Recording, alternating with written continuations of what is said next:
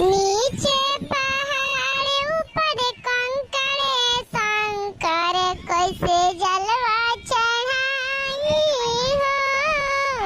ऊपर पहाड़ नीचे कंकड़ शंकर कैसे जलवा चढ़ाई हो। जलवा तो बड़े मछली के जूठाए शंकर कैसे जलवा चढ़ाई हो।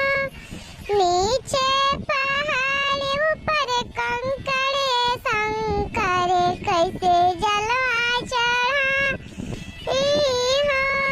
जलवा तो बटे मछली के जूठाए शंकर कैसे जलवा चढ़ाई हो।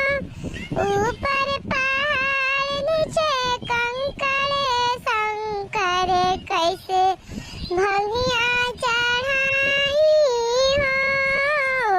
ऊपर पहाड़ नीचे कंकड़ शंकर कैसे फूलवा चढ़ाई हो।